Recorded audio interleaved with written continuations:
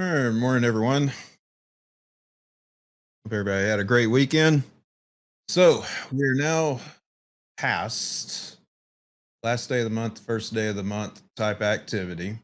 Have pretty much equal balance that's kind of taking place between Friday, the Thursday session and Friday session.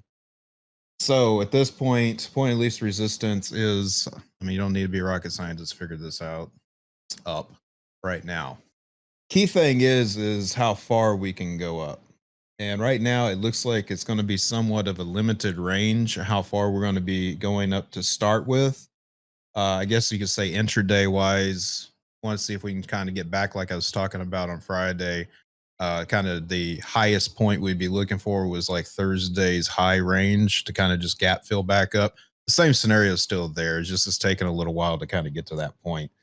Once we get at that aspect of that area, that's when we can start looking at, okay, is this going to be a potential rejection point to pull back down?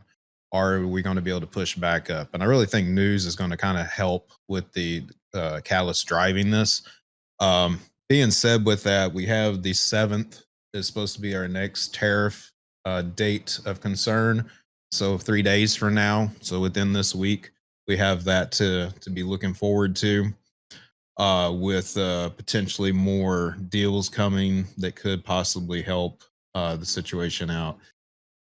Today, we don't really have anything on the calendar that's kind of really that matters that much. I mean, factory orders month over month's coming out at the top of the hour. We also will be getting core durable goods revision. Um, Off of that, really it comes down to is it's going to be the factory orders. It's the potential catalyst that we could have today with that. Everything else is going to be, our normal 6 month, 3 month bills coming through, and that's it. I mean, there's really nothing that's on the schedule. I don't have anything on the schedule that's coming in from the White House as far as anything on the calendar. So just expect, just more than likely, we're just going to hear more commentary of Trump slamming Powell, Trump slamming the whole jobs numbers and stuff like that.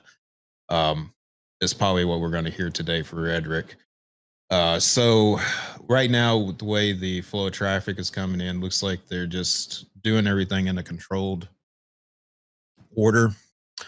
Uh, the capital really kind of comes down to is right now is we have a build on the ES around 90, and we have an additional build around 6,300.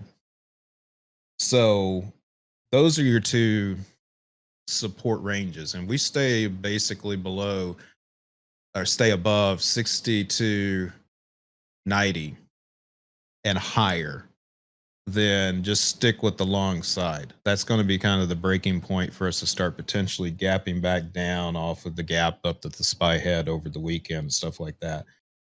But if you could kind of see how we settled into Friday's session and the close, and if you understand how we go into, end of a month, beginning of the month process, this should not be really surprising to you that we would have been bottoming out at the close Friday and leading towards this for the overnight hold session. So at this point, let's just ride the wave as far as we can get this to go. I don't really, like I said, expect this thing to be going much further than Thursday's high, or Thursday before we had the bigger drop aspect. I'll probably be the highest point will settle down today. If we can get to that point, then we can start reevaluating to see if we can achieve anything above and beyond that.